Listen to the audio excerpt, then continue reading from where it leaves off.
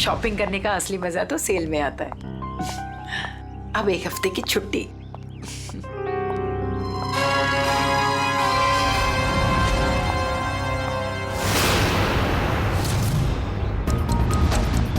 अब घर जाकर मम्मी से कहूंगी कि उनके हाथ की ठंडी लस्सी बना कर दे।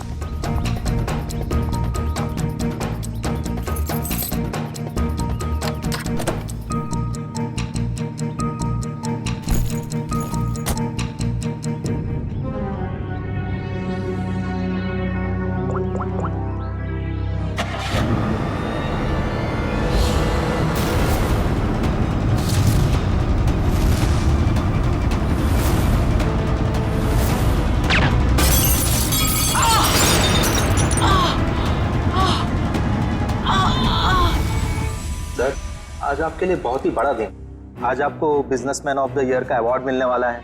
आखिर सर आपने दिखाई दिया कि इंसान मेहनत से ही सफलता के शिखर पर पहुंचता है। क्या बात है सर, आप कुछ खोए खोए से दिख रहे हैं? कोई परेशानी? नहीं, ऐसी कोई बात नहीं है। अच्छा, वो तुमने कुमार की एनुअल रिपोर्ट भिजा दी? जी सर। बैठने से पहले हम लोग विराज जी को मुबारकबाद दे दे। मुबारक हो विराज जी। जी शुक्रिया। आप ऐसे ही तरक्की की सीढ़ियां चढ़ते जाइए। शुक्रिया। हेलो, हाँ एक मिनट रुको। विराज जी को आज इतना बड़ा अवार्ड मिल रहा है मगर वो जरा भी खुश नहीं लग रहे। हाँ, उन्हें देख के ऐसा लग रहा था जैसे वो किसी बड़ी परेशानी में है। हाँ कहो, तुम्हारा दिमाग तो ठिकाने पे है। तुम ये डील कैसे कैंसिल कर सकते हो? छोड़ूंगा नहीं मैं तुम्हें। क्या हुआ सर? अंदर सब इंतजार कर रहे हैं आपका। ठीक है चलो।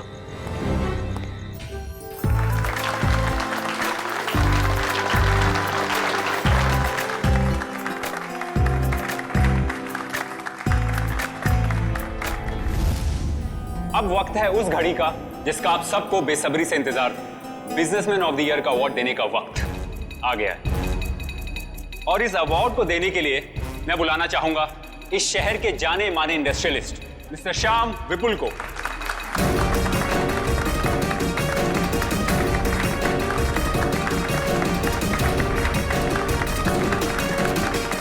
जैसा कि आप सभी जानते हैं, इस साल के बिजनेसमैन ऑफ द ईयर हैं मिस्टर विराज।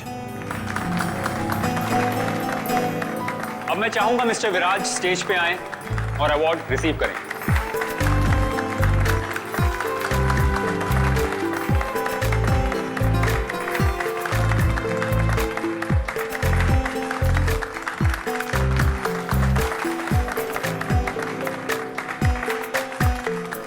अब मैं चाहूंगा मिस्टर विराज हमारे लिए 2 शब्द कहें।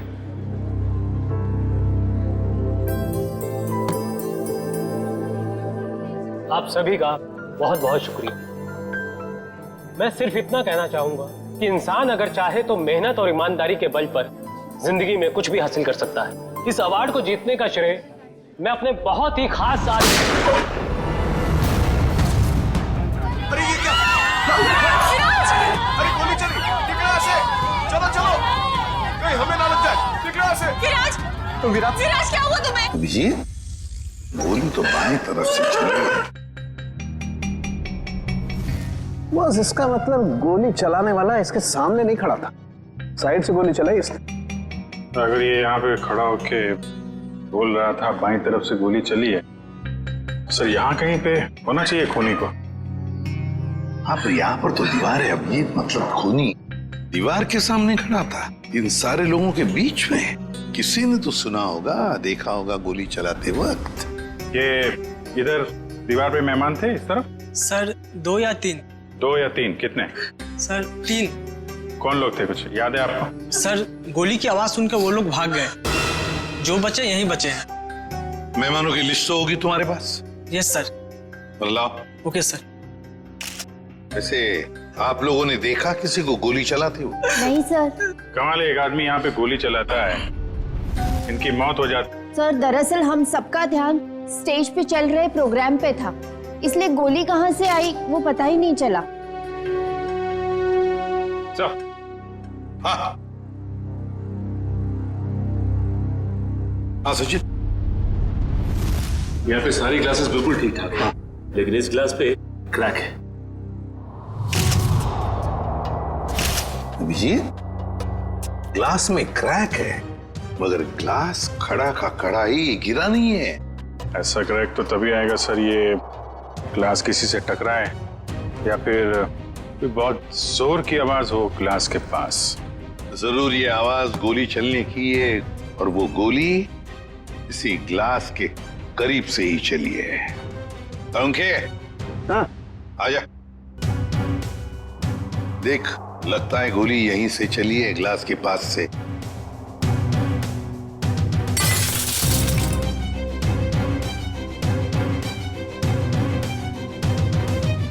बॉस, देख करके तो ऐसा ही लगता है कि गोली यहीं से चली है, फिर भी 100% श्योर होने के लिए मैं अच्छी तरह से चेक कर लेता हूँ। चेक कर ले।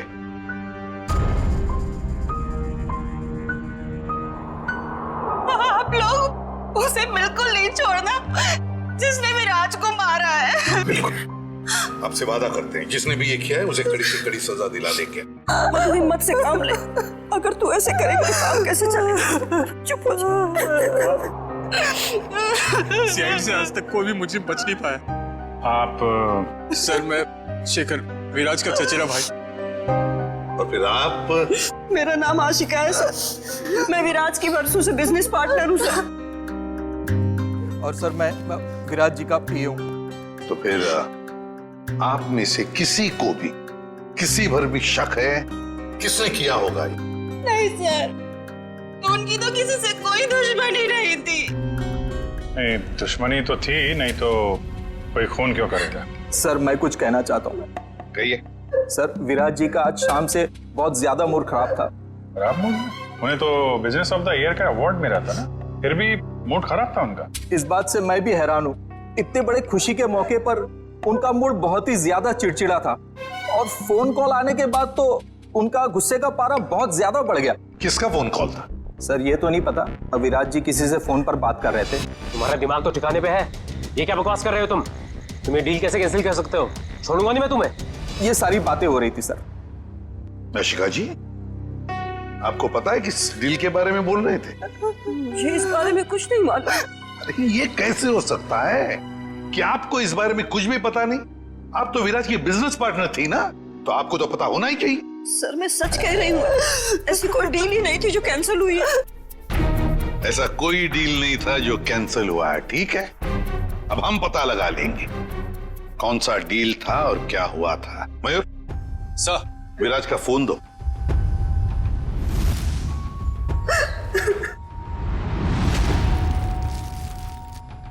देखो जरा, आखिरी फोन।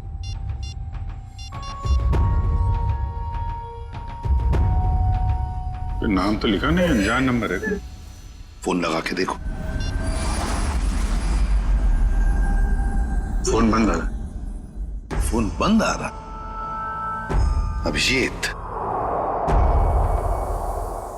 फोन बंद आ रहा है, इसका मतलब है विराज की मौत का जिम्मेदार ये फोन कॉल ही है। पता लगाना पड़ेगा ये फोन नंबर है किसका।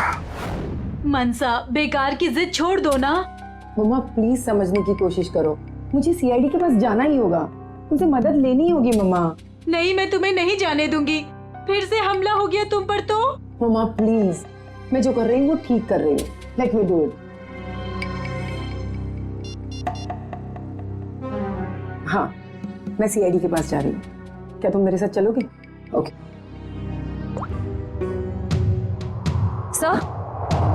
सर, मोबाइल कंपनी वालों से पता चला है कि वो नंबर किसी अर्जुन के नाम पे रजिस्टर्ड है, जो बगोदिया बस्ती में रहता है। लेकिन उसके घर वालों ने बताया कि अर्जुन तो 5 साल पहले मर चुका है। क्या? और उसका सिम कार्ड कौन इस्तेमाल कर रहा है कुछ पता नहीं। तो बड़ा चालाक है ये खून, कोई भी सुराग नहीं छोड़ रहा है। 5 साल पहले मरे हुए आदमी का सिम कार्ड इस्तेमाल करता है और फिर विराज का खून भी करता है।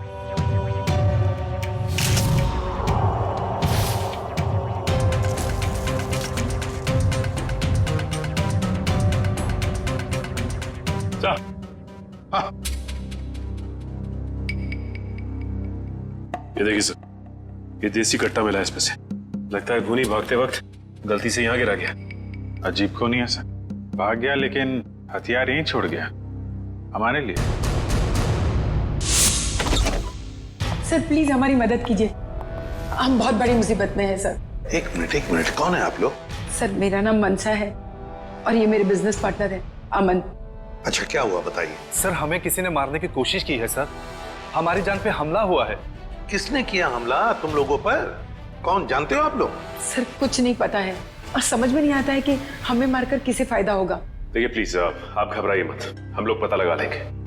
अच्छा ये बताइए कि जब आप पे हमला हुआ तो क्या आप लोग साथ साथ थे? नहीं सर, अलग अलग जगहों पे हमला हुआ, मुझ पे मेरे ऑफिस में और मंशा पे शॉपिंग मॉल के पार्किंग लॉट में हुआ सर। जी सर, कल दोपहर को करीब 12 और 1 के बीच में। कल दोपहर को? और आप लोग आज हमारे पास आए हैं? आज?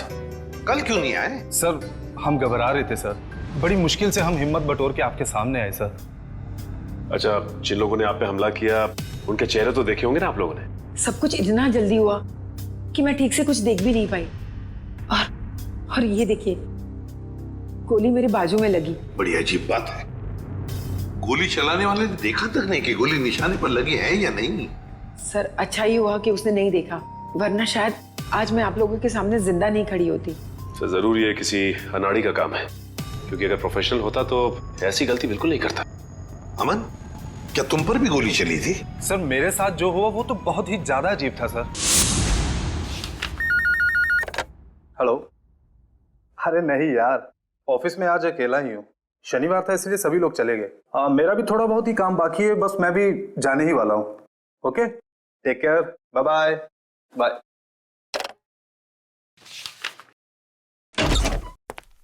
अरे ऑफिस में इस वक्त कौन हो सकता है?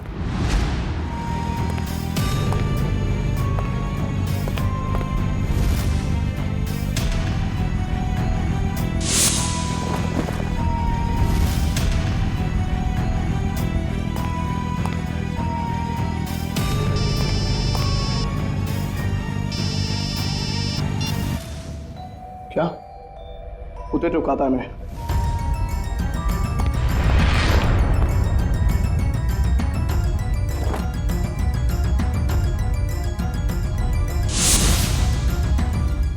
सर गोली मारने वाला बिना गोली मारे ही चला गया। वही तो। सर ये तो बहुत अजीब है। सर जो कुछ भी हुआ, कम से कम मेरी जान तो बच गई सर। नहीं, ये तो बड़ी अच्छी बात हो गई। अब आप लोग हमारी एक मदद कीजिए उनका स्केच बनवाने में। सर स्केच तो बनवा देंगे, मगर ब्यूरो से बाहर जाने से डर लग रहा है सर, कहीं फिर से हम पे हमला हुआ तो। अब आप पर कोई हमला नहीं कर सकता। अब आप लोगों की सुरक्षा की जिम्मेदारी हमारी है। एक बात समझ में नहीं आ रही है, मंशा पर गोली चलाने वाला करीब से गोली चलाता है मंशा पर जानलेवा गोली नहीं चलाता, और जो अमन पर गोली चलाने गया था वो बिना गोली चलाए वापस चला जाता है। ऐसा क्यों? नहीं नहीं नहीं, ये कुछ अलग ही चक्कर है। सर ये रहा स्केच। Thank you. जाओ। आपको पूरा यकीन है यही लोग हैं वो? हाँ सर, लगभग ऐसे ही थे। ठीक है, थैंक यू वेरी मच। अब आप लोग जा सकते हैं, लेकिन निश्चिंत रहिए, आपकी सुरक्षा के लिए हमारे सीआईडी ऑफिसर्स तैनात रहेंगे। Thank you. Thank you sir. Shreya, देखो क्या ये दोनों पुराने पापी है क्या?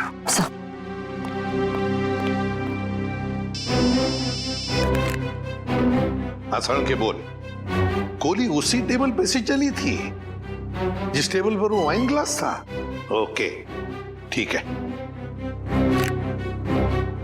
सर? हाँ, मिल गया? नहीं सर, उन दोनों का हमारे डेटाबेस में तो कोई रिकॉर्ड ही नहीं है। कोई भी रिकॉर्ड नहीं है उन दोनों का? अच्छा, एक काम करते हैं, वो मॉल जिसके पार्किंग लॉट में मंशा पर हमला हुआ था और अमन का ऑफिस, इन दोनों जगहों के पास उस वक्त जिस वक्त गोली चली थी, उस वक्त जितने भी सेलफोन्स नेटवर्क में थे उन सब का पता लगाते हैं। पर सर ऐसे तो सैकड़ों लोग होंगे। बिल्कुल, सैकड़ों लोग होंगे, सैकड़ों फोन होंगे, मगर मुजरिम उन्हीं में से ही कोई है, उन्हीं में से ही कोई है जो सबसे करीब थे उस पार्किंग लॉट में मंशा के पास, और सबसे करीब थे अमन के पास उसके ऑफिस में। उन्हीं में से ही है जो सबसे करीब थे इन दोनों के। फ्रेडी और पंकज को बोलो पता लगाने के लिए। सर फंक्शन का फुटेज रेडी है।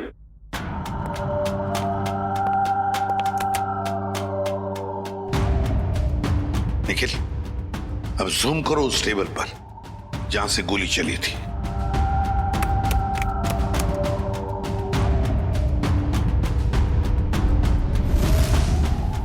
माय गॉड, सर इस टेबल पे तो 3 लड़कियां बैठी हैं। इसका मतलब इनमें से किसी ने विराज पे गोली चलाई। पता लगाना पड़ेगा है कौन ये 3 लड़कियां।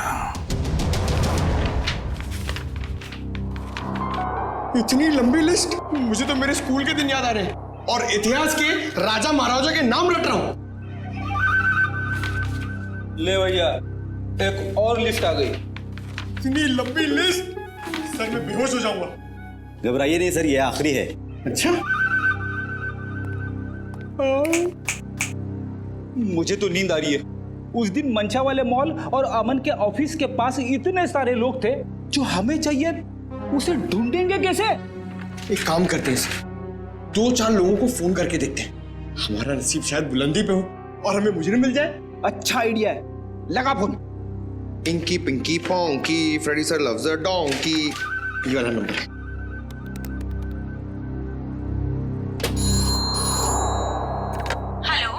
हेलो, क्या नाम है आपका मैडम?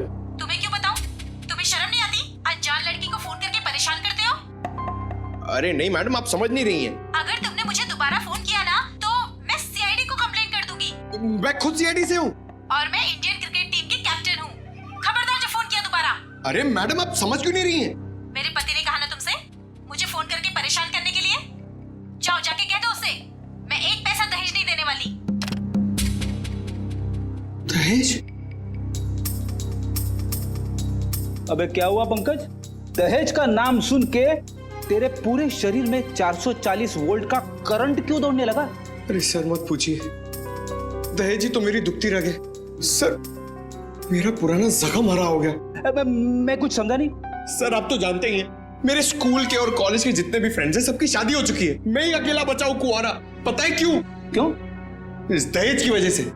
पंकज, एक सीआईडी ऑफिसर होने के बावजूद भी तुझे दहेज चाहिए? छी, कितनी शर्मनाक बात है ये। रुक, मैं अभी एसीपी साहब को फोन करता हूँ। अरे एसीपी सर को क्यों फोन कर रहे हो? मेरी बात तो सुनो। मैं दहेज नहीं मांग रहा हूँ, लड़की वाले दहेज मांगते हैं। मुझसे कहते हैं जब तक मैं दहेज नहीं दूंगा लड़की से मेरी शादी नहीं कराएंगे। इसलिए तो दहेज का नाम सुनते ही मेरे पसीने छूट जाते हैं सर। तू चिंता मत कर पंकज, जो लड़की तुझे सच्चा प्यार करेगी वो सिर्फ तेरा दिल देखेगी, दहेज या पैसा नहीं, समझे? सच्ची सर? हाँ। अब चल, अब ये शादी के सपने देखना बंद कर और काम पे लग जा। काम पे लग जा? लिस्ट इतनी लंबी है। अबे रो क्यों रहा है? चल एक काम करते, देखते हैं इन सारे नंबरों में से ऐसे कौन से 2 नंबर है जो मंशा वाले मॉल और अमन के ऑफिस के सबसे करीब है। देखिए सर,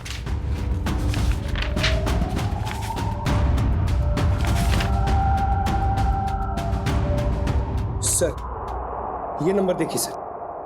सर ये मॉल से सिर्फ 70 मीटर दूर है। सर ये नंबर देखिए, ये ऑफिस से 20 मीटर दूर है sir. Excuse me, yes sir. आप जरा बता सकते हैं कि ये और ये 2 नंबर किसके नाम पे? एक मिनट।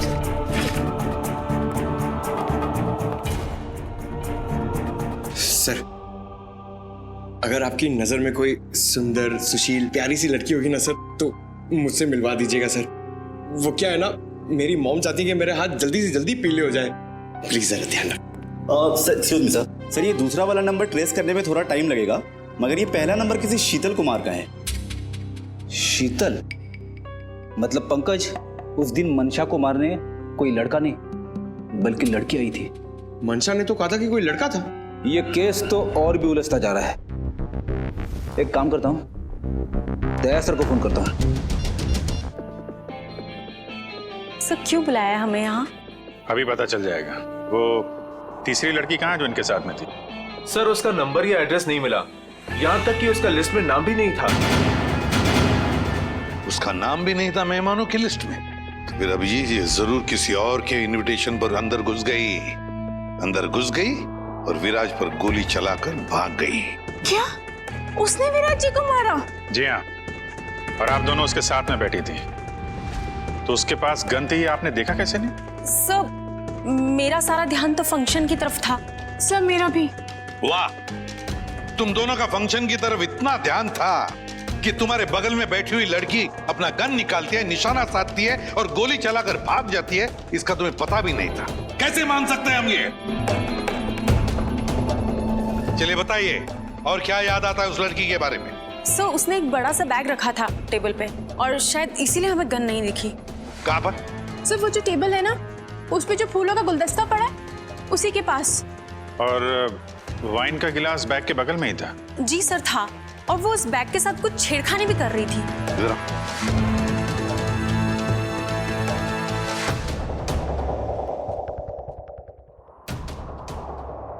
तुम दोनों यहाँ बैठी थी?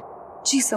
और उसने बैग कहाँ रखी थी? सर उसका बैग यहाँ पर था और ग्लास यहाँ पर। जी सर।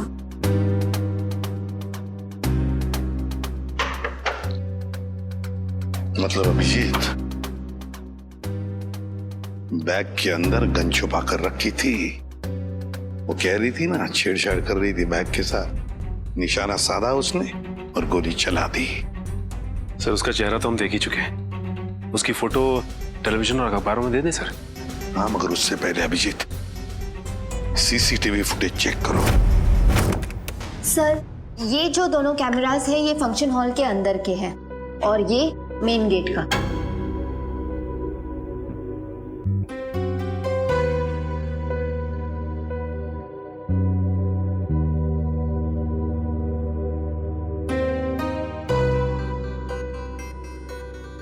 तो काफी देर से आई फंक्शन में। अब जरा ये मेन गेट वाला दिखाना। जी सर। सर ये तो टैक्सी में आई है। टैक्सी में? एक मिनट जरा इसको रिवाइंड करो, कैसे चलाना। पॉज। अब जरा ये नंबर प्लेट है ना टैक्सी का, उस पर जूम करो।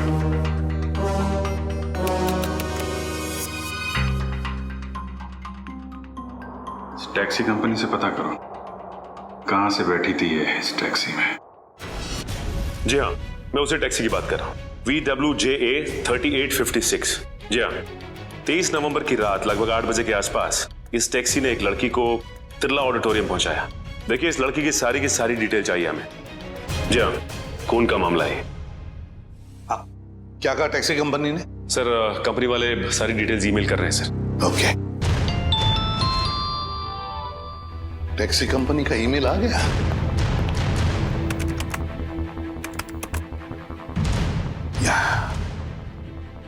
ये रहा उनका मुंबई का रोड मैप और ये है वो लाल डॉट, ये है वो टैक्सी और उस टैक्सी का रूट ये था, ये देखो, तिरला ऑडिटोरियम। मतलब उस लड़की ने टैक्सी ज्वाला रोड से पकड़ी है, ज्वाला रोड से। बहुत होशियार है लड़की सर, इसने टैक्सी अपने घर पे नहीं बुलाई बल्कि भीड़ भाड़ वाली रोड पे बुलाई। लगता है इस लड़की का घर ज्वाला रोड के आसपास ही होगा। निखिल, काम करो, तुम और जयवंती जाओ, ज्वाला रोड जाओ और अच्छी तरह से पूछताछ करो।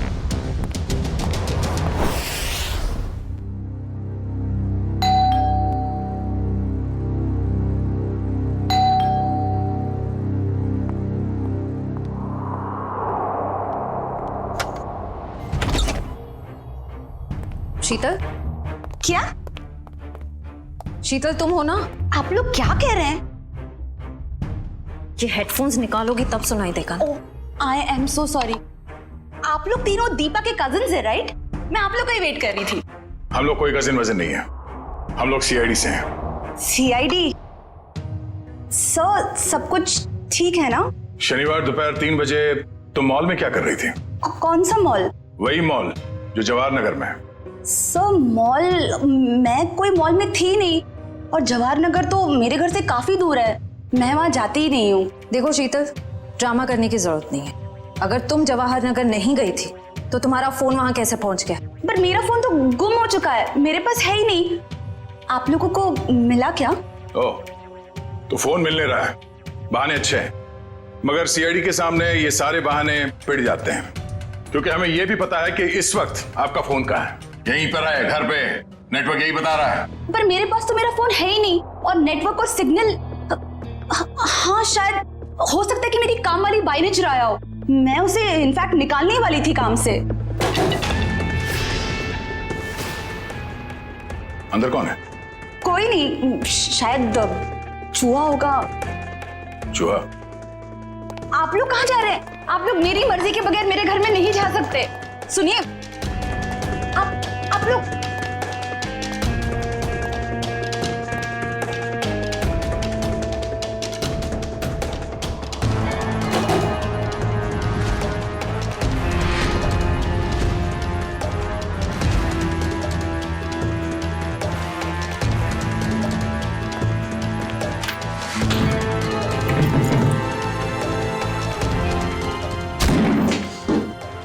शर्म नहीं आती? ऐसे कैसे अंदर घुसे चले आते हो? अब क्या करें, आदत से मजबूर है। क्या? काफी बड़ा चूहा है, इसे खुराक की जरूरत है, हम ले जाते हैं।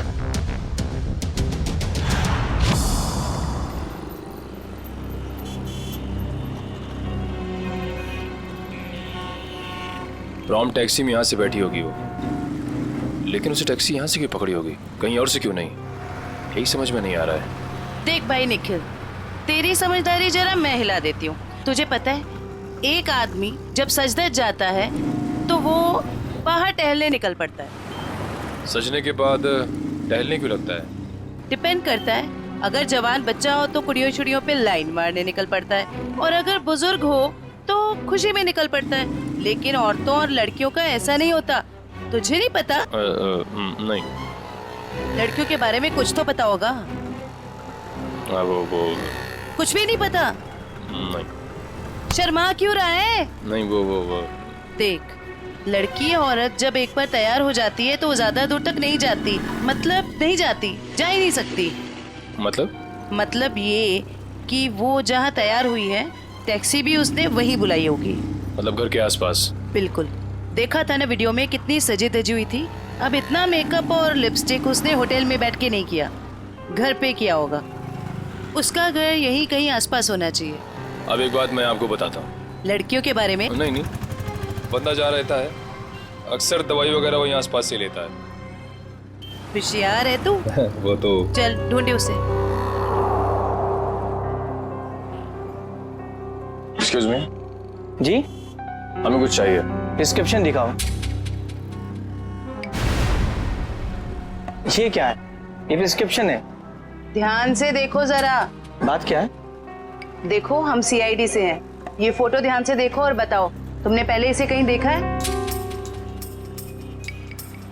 तो मेरी। ये तो मेरी। नहीं, मेरी कुछ नहीं लगती। ये तो वही है ना? अरे देखना, ये वही है ना? अरे हाँ, ये तो वही है 11 नंबर बंगले वाली। 11 नंबर वाली? हाँ, 11 नंबर पे रहती है, घर से फोन करती है। बहुत बार घर पे दवाई भेजी हमने इसकी। क्यों, बीमार है क्या? नहीं, हट्टी कट्टी है। 11 नंबर वाली।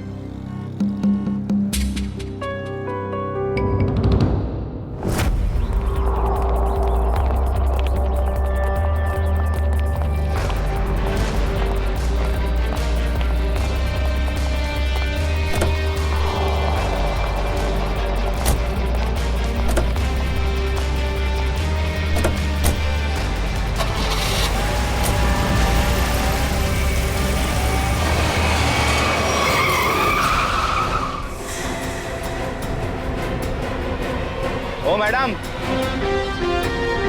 गाड़ी हटाओ।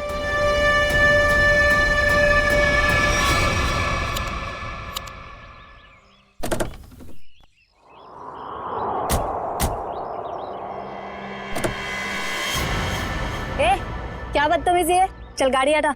अगर यहाँ बदतमीजी नहीं पसंद तो सीआईडी ब्यूरो चलो, वहां कर लेंगे थोड़ी बदतमीजी। सीआईडी?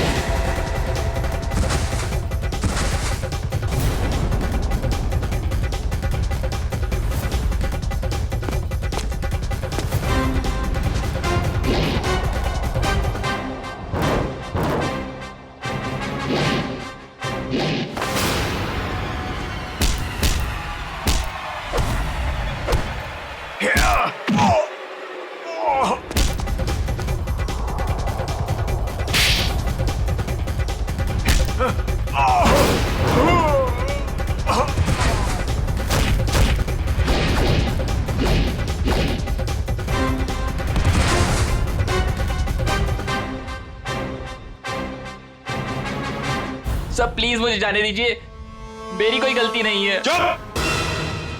पैसे लेकर लोगों को मारते और कहते हो तुमने कुछ नहीं किया। किसने कहा था तुम्हें मंशा और अमन को मारने के लिए? प्रीतम ने। कौन प्रीतम? वो बड़ी पार्टियों से सुपारी का कॉन्ट्रैक्ट लेता है और हम जैसे लोगों में बांट देता है। मुझे मंशा को मारने के लिए कहा था उसने, और मेरे दोस्त रिंकू को अमन की सुपारी दी थी। मतलब पैसे लेकर लोगों को मारने का पूरा नेटवर्क ये प्रीतम चलाता है, और फिर मंशा और अमन को मारने के लिए प्रीतम को किसने कहा? प्रीतम को किसने कॉन्ट्रैक्ट दिया था? सब विराज ने। विराज? सर इसका मतलब विराज, मंशा और ये अमन का केस आपस में जुड़ा हुआ है।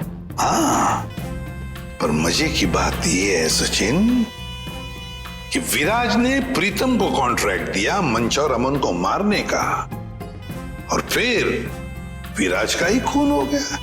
सर कहीं ऐसा तो नहीं कि अमन और मंशा ने मिलकर विराज को मरवा दिया हो? तो फिर मंशा और अमन हमारे पास क्यों आते हैं?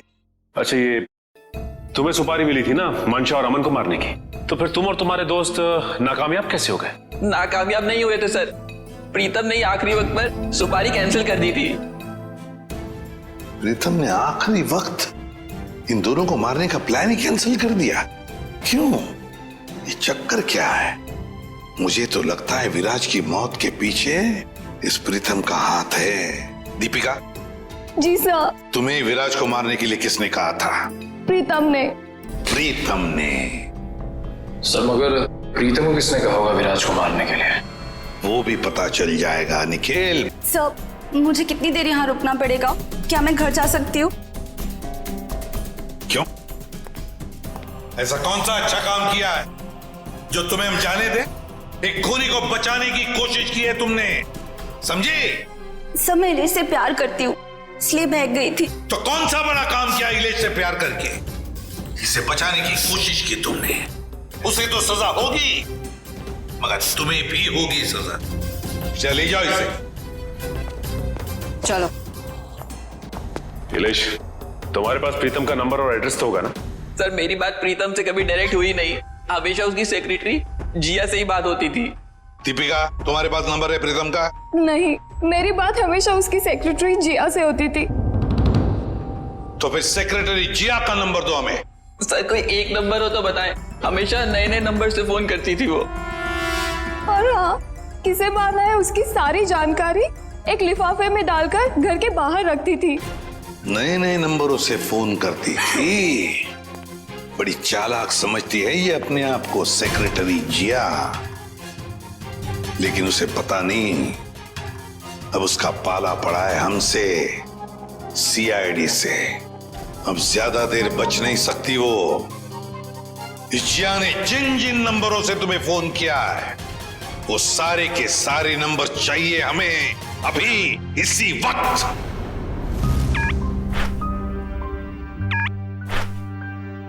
सर ये देखिए, शहर के नक्शे में जो लाल रंग के निशान दिखाई दे रहे हैं, जिया ने आज ये नंबर वहां इस्तेमाल किए हैं। ये है वो पहला नंबर जिया ने इस्तेमाल किया हुआ। राजा पार्क से लेकर खातीपुरा गया है और 30 मिनट तक बात कर रही थी, 30 मिनट तक। और फिर खातीपुरा से वो श्याम नगर आई, उस दौरान उसने 40 मिनट तक बात की। हाँ सर, और तीसरा नंबर उसने इस्तेमाल किया है श्याम नगर से क्वींस रोड के बीच, तकरीबन अब 1 घंटे बाद की है सर।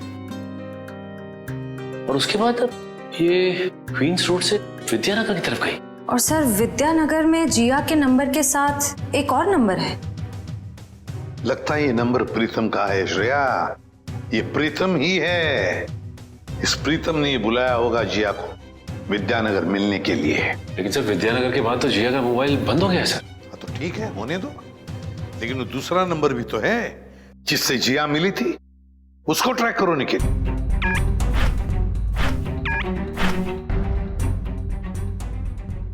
सर फिलहाल ये नंबर सिविल लाइन के किसी बंगलो में है, bungalow number 17। Civil Lines bungalow number 17। Jiya, तेरी साड़ी तो बहुत अच्छी लग रही है, कहाँ से खरीदी? स्पेशली ऑर्डर देके बनवाई है। डिजाइनर है। वाह जिया, तेरी चॉइस को तो मानना पड़ेगा। एक मिनट। मेरा एक बहुत पुराना दुश्मन है, मुझे उसे मरवाना है। दाम जो भी चल लग जाए। लगता है किसी आशिक का फोन आया है। मैं प्रीतम जी की सेक्रेटरी बोल रही हूँ। आपका संदेश उन तक पहुँचा दूंगी। 10 लाख लगेंगे। अरे 20 लाख दूंगा, लेकिन वो बचना नहीं चाहिए। बहुत नफरत करते हैं हमसे। ऐसा क्या बिगाड़ा है आपका? मिल के बताता हूँ आपको। लगता है दरवाजे पे कोई आया है। मैं आपको थोड़ी देर में कॉल करती हूँ। आप? नहीं, वो मैं ही हूँ। आपसे मुलाकात भी हो गई। आप कौन है? वैसे तो मेरा नाम अभिजीत है, लोग मुझे सीनियर इंस्पेक्टर अभिजीत के नाम से जानते हैं। सीआईडी में काम करता हूँ। आप किस नाम से बुलाना पसंद करेंगी? सीआईडी का यहाँ क्या काम? अरे फोन पे बताया ना आपको। अच्छा, वो मुझे लगा कोई मजाक कर रहा है तो मैं भी मजाक करने लग गई। सुपारी का लेन देन तुम्हें मजाक लगता है? जिया, ये सब क्या चल रहा है? सॉरी गर्ल्स, पार्टी खत्म हो गई है, आप लोग जा सकती हैं। Thank you very much. चलिए चलिए। चलो चलो। आप सोच भी नहीं सकती आप कितनी बड़ी मुसीबत में फंस गई हैं। देखिए, मैं प्रीतम के लिए काम करती हूँ, लेकिन मैंने आज तक उसे नहीं देखा। वाह सर, अभी तक ये कह रही थी कि प्रीतम को जानती नहीं है, अब कह रही है देखा नहीं है। ऐसा ना हो थोड़ी देर के बाद ये कहें कि ये खुद प्रीतम है। अरे मैं ऐसा क्यों कहूंगी? मैं प्रीतम नहीं हूँ, मैं तो जिया हूँ। जरा आईडी दिखाइए अपना। ID card? हाँ, I card, driving licence, PAN card, passport, कुछ भी नहीं है। नहीं है? ओह, जरा मैडम का बैग चेक कर लीजिए।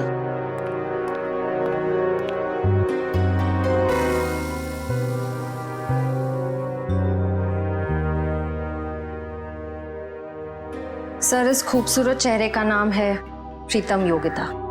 अच्छा, तो आप प्रीतम हैं? भाग के कहाँ जा रही हो? पहले अपने चेहरे का मेकअप तो करवा लो।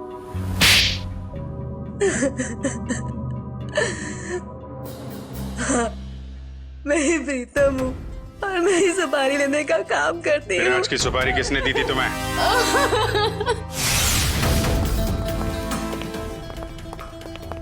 माफ कीजिएगा, ऐसे ही चले आए। क्या करते, काम बहुत जरूरी था। आपने दीपिका को गिरफ्तार कर लिया? जी, सीआईडी से वो बच नहीं पाई। लेकिन उसने ऐसा क्यों किया? विराज ने उसका क्या बिगाड़ा था? नहीं, विराज ने दीपिका का कुछ नहीं बिगाड़ा था। तो उसने मेरे भाई को क्यों मारा? क्योंकि किसी ने सुपारी दी थी दीपिका को विराज को मारने की। विराज की सुपारी? लेकिन विराज की सुपारी किसने दी? एक ऐसे इंसान ने दी जो इस वक्त यहां मौजूद है हमारे बीच में, और जो विराज की मौत पे मगरमच्छ के आंसू बहा रहा था। कौन? हाँ? शेखर, तुम? भागने दौड़ने का बहुत शौक है आपको? हमारी जेल के बाहर एक बहुत बड़ा मैदान है, वहां आपका ये शौक पूरा हो जाएगा।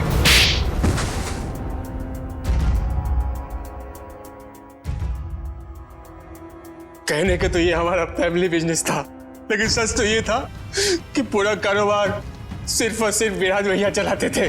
और इस बात की तुम्हें जलन थी? क्यों नहीं होगी जलन? सारी प्रॉपर्टी उनके नाम पे, सारी फैक्ट्रियां, सारी इंडस्ट्री उनके नाम पे थी। भिखारी जैसा महसूस करता था, इसलिए मैंने विराज भैया के प्रतिद्वंदियों अमन और मनसा के साथ हाथ मिला लिया। और तुम तीनों का एक ही मकसद था, विराज की बर्बादी। हाँ, जब विराज भैया को एहसास हुआ कि अमन और मनसा दिन दुगनी रात चौगनी तरक्की कर रहे थे, तो उन्हें बर्दाश्त नहीं हुआ, उन्होंने दोनों की सुपारी दे दी।